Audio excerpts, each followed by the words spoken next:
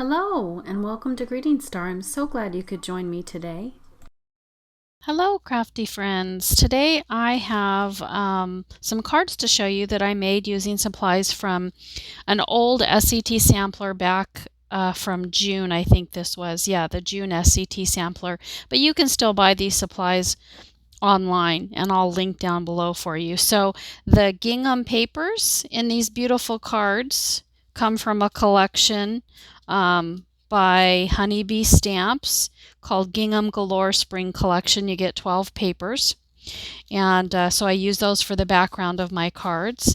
And then these beautiful butterflies here, there you get different colors. It comes from one sheet. It's a 12 by 12 sheet, and it's the Splendid Collection by Paige Evans. So I just cut them out, fussy cut by hand. You can see it's not perfect, but it's very pretty. And then these beautiful ovals that I cut out, there's two different ones here. I used this die and stamp set by Sizzix. It's the 663510. It's called Layered Ovals. And so that's how I cut that out to create the beautiful little background for my butterfly. And then the stamps that I use this thank you so much, and I also use the happy birthday. This is just a stamp set I bought off of Amazon. So here's the happy birthday and the thank you so much, but you can see you get other words that you can stamp to: birthday wishes, feel better soon, congratulations, best wishes, happy anniversary, and just for you. So that's something you can do, or you can use any stamp set that you have, whatever you want to say at the bottom. So these are just some very simple, but I think very pretty cards for anyone. And you can see this pattern here on the background. I have to figure out where that came from. I'm not sure, but I'll have the products listed down below and linked for you. And then I don't know if you can see or not, but I used some liquid pearls to put some little dots on the flowers on each of the butterflies. And then I used my Zig Wink of Stella to add some shine to the butterflies. So anyway, now to create the card bases, I used a 12 by 12 collection. This is something that doesn't come in the SCT sampler. This is the Nina Creative Collection. These are 65-pound weight, and you get lots of different colors. So the measurements for these are 6 inches by 4 1/4. So they're a little bit taller than the normal A2 size card.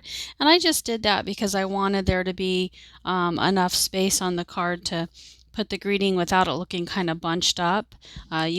Especially if you're going to use these square patterns, that's kind of probably the reason I did it, is because once you put this square on, if you just have the regular 4 1/4 by 5 1/2, then this is going to be that's what your card would look like, and that's just a little bit too cramped, I think.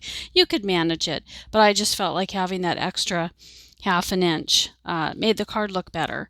So then also, in order to create the card bases, I used my We Are Memory Keepers envelope punch board.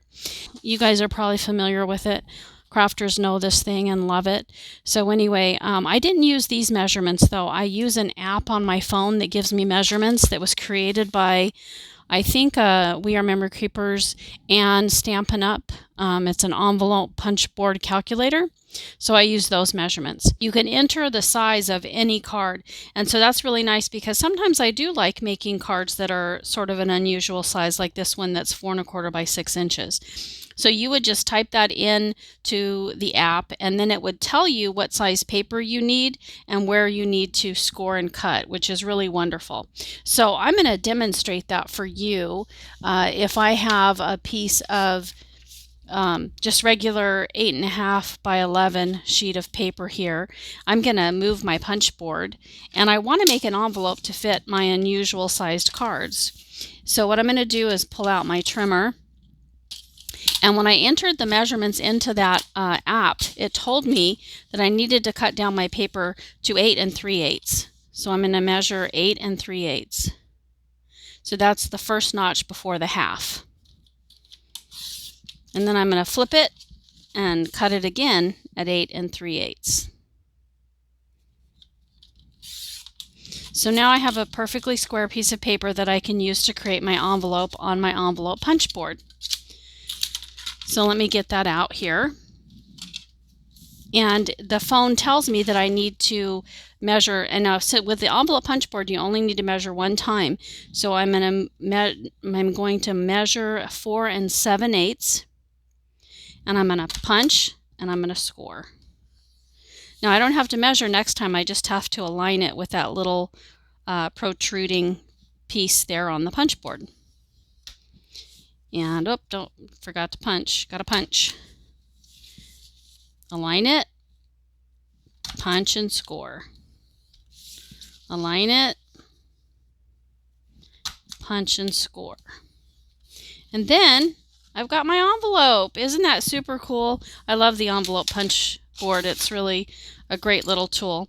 Okay, so then I'm going to fold this up, and I would just need to put adhesive on it, which I'm not going to show you because you guys know how to do that. I just wanted to show you that the card, my unusual size card, will now fit, if I can get it in this envelope.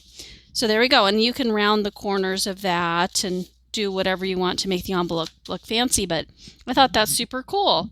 So I hope you guys will make use of that. It's a free download. Just search for it on your phone, and I hope that I hope it will benefit you in the future.